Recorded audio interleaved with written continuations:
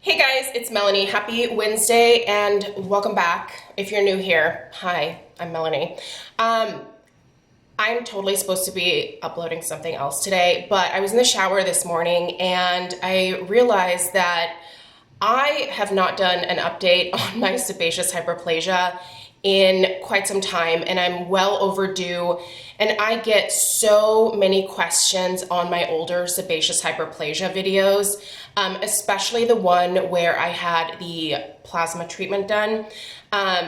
So many questions about, did they come back? How did your skin heal? Do you have any scars? Anything like that? And I think could it have been 2 years ago that I went to go see Penny? I feel like it was 2 years ago that I went to go see Penny from over at Penn Smith Skincare. I'm sure most of you guys are familiar with Penny. Her channel has really blown up, which, by the way, so well deserved. One of the nicest human beings that you will ever meet in your life. Penny's fantastic. But anyway, Penny, I don't think she works in office anymore. She's an esthetician. And she had me come in and she performed a plasma pen treatment on my sebaceous hyperplasia. And it was super successful. And I did a video about it and never really did a long-term update. So that's what this is today. So if you've been curious about whether they came back, if any new ones have formed, would I do it again, all that stuff, that's what we're going to be discussing today. If you don't know what sebaceous hyperplasia are, let's check out the definition here on WebMD, just so that we get the most accurate description of this condition. It's super frustrating. A lot of people with very oily skin, like me, even at 43, still an oily monster. It's kind of my lot in life. Both of my parents have crazy oily skin. My mom is 60, and yeah, she's very young. A little bit of a whoopsie here. But yeah, my mom, even at 60, still has oily skin. So I think this is just my lot in life. Sebaceous hyperplasia is a skin condition that becomes more common with age. It's caused when your sebaceous oil glands produce too much oil,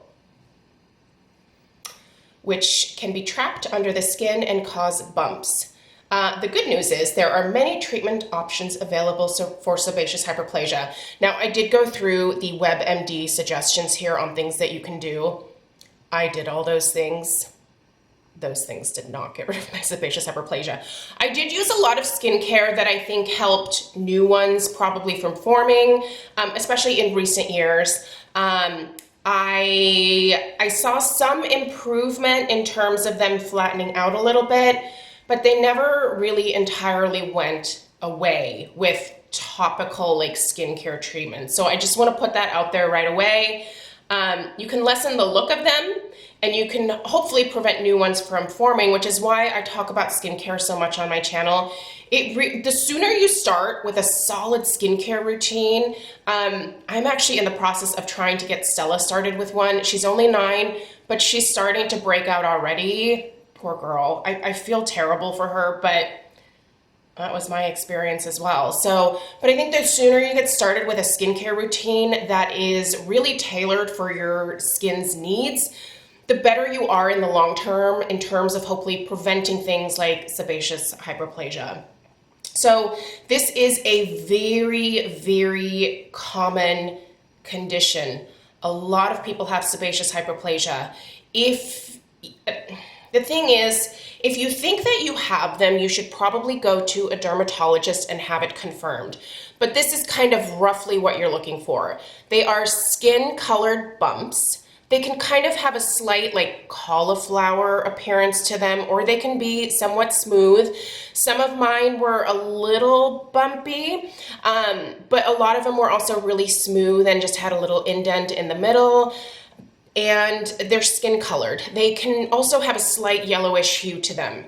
You cannot pop them. Don't try to pop them. Nothing's gonna happen and you're just gonna scar your skin. Go to a dermatologist, have them diagnosed. What your dermatologist will probably tell you is that get on Tretinoin, clean your skin, and send you on your way. My dermatologist, while I love him, he doesn't treat it. He just said, here, use this and you should be fine.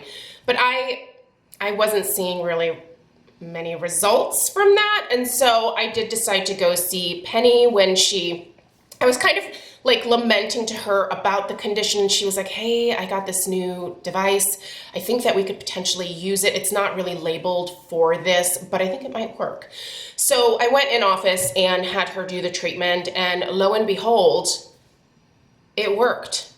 So, but the thing that you want to do is go get it diagnosed first. I know it can be a hassle to get into your doctor, but there are certain types of skin cancer, I believe it's basal cell skin cancers, that can look very similar to sebaceous hyperplasia.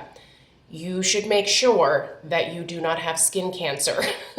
This is a big thing. If you are someone, especially if you were a girl of the 80s and 90s like I was, and you loved yourself some tanning bed time or laying out in the sun on a trampoline covered in baby oil, you probably have some skin damage. And sebaceous hyperplasia can be brought on by prolonged sun exposure. It can also be caused by damage from the sun, right? Protect your skin. Please don't be that person that goes to the tanning beds. I can't even believe that tanning bed places still exist anymore. I feel like they should be illegal. I feel like an idiot for using them like back in the day, but I didn't think about it. I was a teenager, like who, when they're like 14, 15, 16 years old, getting ready to go to like homecoming, is thinking, oh, I shouldn't go tanning and look great for homecoming because someday maybe I'll get skin cancer. No teenager thinks about that, right? So anyway, it's really important to have the sebaceous hyperplasia diagnosed first, and then you can put a game plan in place for yourself. So my game plan first was a lot of skincare. The skincare helps, absolutely, and I think that it probably prevented a ton more from forming on my face.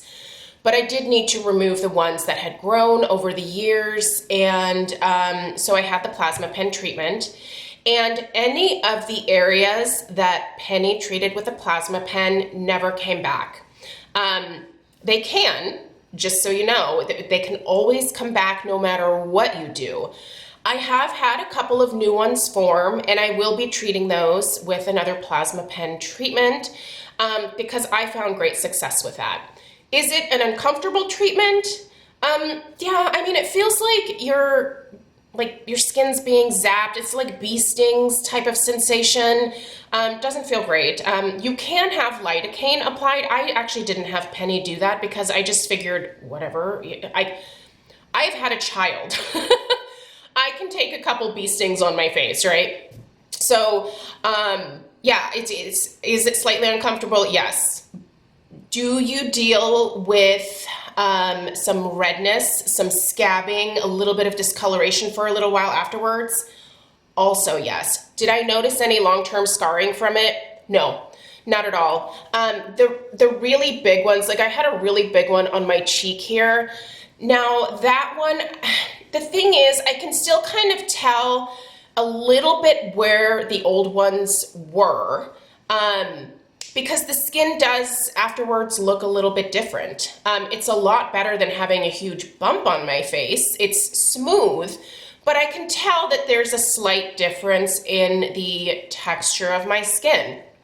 But I absolutely think it was worth it because I no longer have these huge bumps on my face. They look greatly reduced, and honestly, by the time that I put on makeup and all the other stuff, I don't even really notice them. I do notice a few little ones that have popped up. Like I have a little cluster right here that I'll need to have treated. I had a couple new ones pop up on my forehead. But when Penny did my face, like there were many, I had little scabs all over my face. The picture is actually quite comical. Maybe I'll put it at the end of this video, what I looked like when I came home. It looked a little rough. But after about a week, the scabs started to fall off. Then I was left with some redness. I was just very gentle with my skin. I wasn't using my Clarisonic during that time. I was using very minimal products during the healing process, just things that I thought might heal up, things that Penny recommended to me. and it worked great. I loved it. I love the plasma pen treatment. Now, I know what some of you are going to do is you're gonna go Google plasma pen, because here's the thing, you can buy them. You can go get a plasma pen for like $100. On Amazon, you can probably find a plasma pen for less than $100. Do I think you should do that? No, I don't. Because here's the thing, you can cause scarring with that particular device. Do you want to have a massive scar on your face? Or would you rather pay a little bit more to have a professional treat it and minimize any potential scarring or discoloration later on down the road?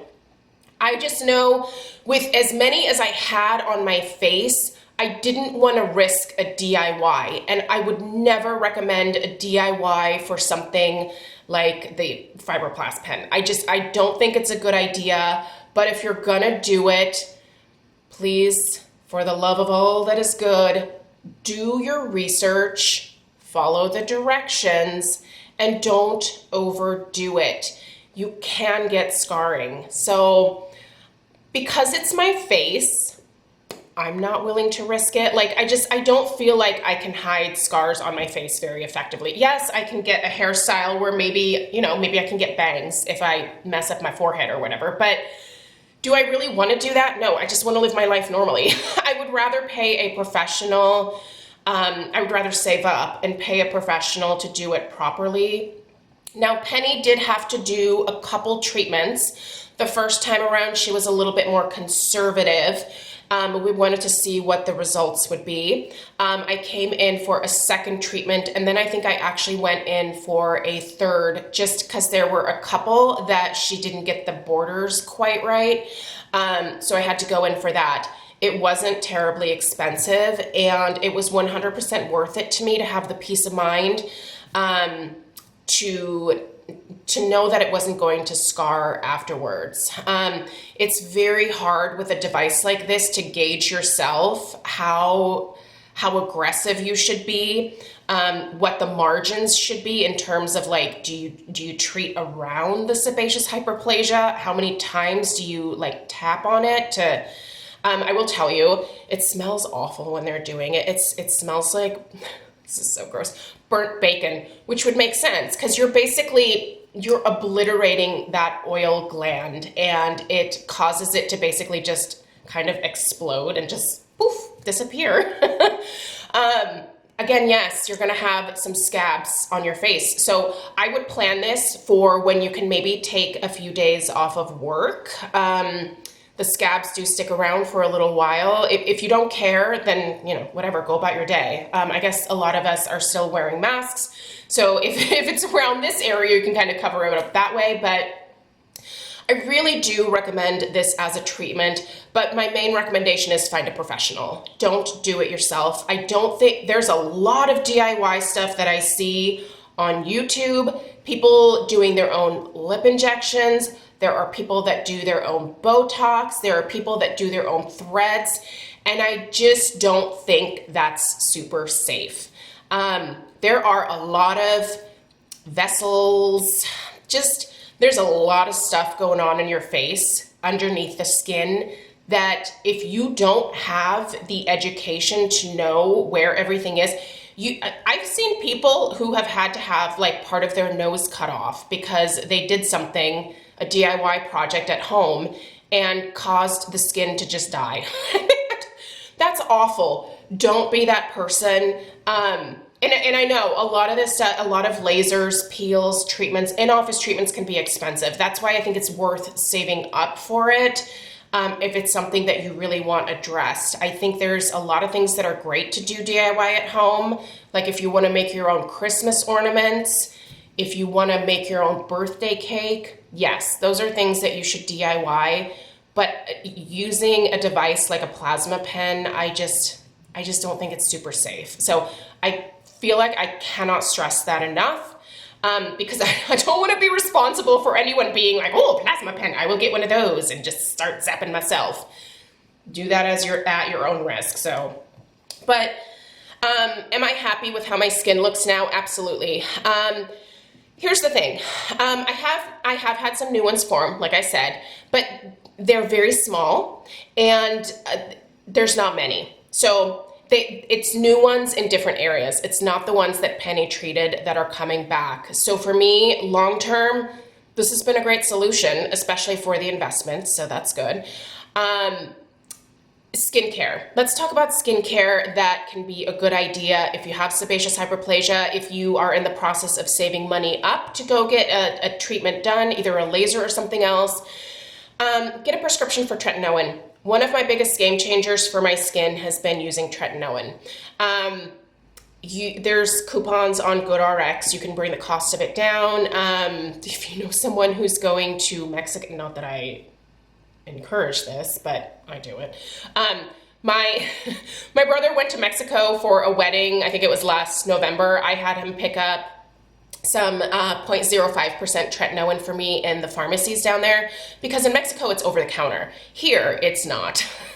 It's a prescription that you have to go get at your dermatologist or your family practice doctor, and it can be expensive. Even if you have insurance, it can be expensive. My insurance doesn't cover tretinoin, so my pharmacy was going to charge me $150, and I was like, or I can give my brother like $100 and he can come home with like 4 tubes of it. So there's ways to pay less for it, is what I'm trying to say, but tretinoin really is a game changer. But don't just start putting that on your face without researching that either, because you need to acclimate your skin. It's very powerful. It is the pure form of vitamin A. It's very effective with anti-aging. It can help with a whole host of skin conditions: acne, blackheads, wrinkles. All of it can be lessened with the use of tretinoin. Tretinoin is something that I will get Stella on for sure when she gets into her teen years. I think it will help her acne. What I had back in the early 90s was Clearasil. And a lot of benzoyl peroxide, which fried my skin. Benzoyl peroxide, I can use BHA, salicylic acid, all day long. I cannot use benzoyl peroxide. It burns my skin, and I have a reaction to it. So BHA, beta hydroxy acids, they go deeper into the pore. BHA is a really great preventative, you guys. I will link some of my favorite skincare products in the description box down below that I feel like help me maintain a healthy oil production balance in my skin. Also, don't just dry your skin out. Also use some moisturizer. Even if you have oily skin, use some moisturizer, it helps. There are people that say you can put a warm compress on and that will help loosen the oil over time. I don't know. I tried that. I didn't see anything from that, but it's worth a try.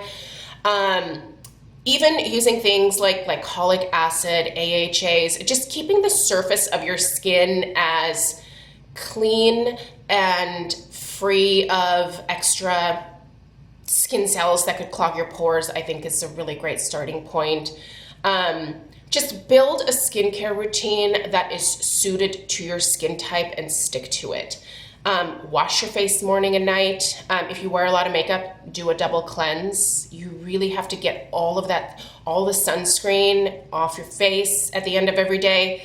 Speaking of sunscreen, put it on, especially if you're gonna have a plasma pen treatment. Your skin's gonna be very raw in those treatment areas for a little while. But just in general, why aren't you wearing sunscreen if you're not? Put it on. My favorite for my oily skin is this. I'll link it down below. It's the Paula's Choice Super Light Daily Wrinkle Defense SPF 30. I love this. It's lightweight. It has a little bit of a tint to it here, as you can see. So it works great, even though I'm pretty pasty. And this looks like a somewhat dark tint. It works for me. There's no white cast or anything like that. It works great when paired with my makeup. But yeah, you guys, just the plasma pen treatment worked. I highly recommend it, but I highly recommend going to a professional. So hopefully this update was helpful. Please let me know if there's any things that I didn't address that you might have questions about. I know what a frustrating condition this is, and I know how disheartening it can be to look in the mirror and just see these annoying little bumps on your face that no matter what you do, just never really seem to go away. Without doing something about them, the sebaceous hyperplasia are just going to stick around. As far as I know, they don't ever go away on their own. Once you have them, they are there, and you will have to do what you can either with skincare or lasers or other types of treatments. By the way, I have not researched any other types of lasers or treatments that help sebaceous hyperplasia. I can tell you that using a blue light therapy device can help regulate oil production. I will link a really effective blue light therapy device in the description box down below that isn't crazy, outrageous expensive, that is very effective. If you have oily skin, that can help to slow your oil production. Also, red light therapy can help heal your skin. So after you have your sebaceous hyperplasia treatment, maybe invest in a red light treatment device. You guys know what my favorites are. I just actually recently did an update on my red light LED journey. I will link that in the description box down below. I will also link my favorite red light devices down there as well. They can help you heal, and honestly, I feel like because the red light I use a lot more consistently, I feel like that has potentially prevented new ones from popping up as well. Skincare, really, it's easier when it's preventative versus when you're trying to fix the problem. So if you're starting to notice some stuff, address it, nip it in the butt, and figure out what you can do to keep it from getting worse. That's my best advice for you. All right, you guys, thank you so much for taking the time to watch today. Please subscribe if you're new. Let me know if you have any additional questions. Check out that description box down below. Loads of information for you. And yeah, I'll see you guys in the next one. Take care. Toodaloo.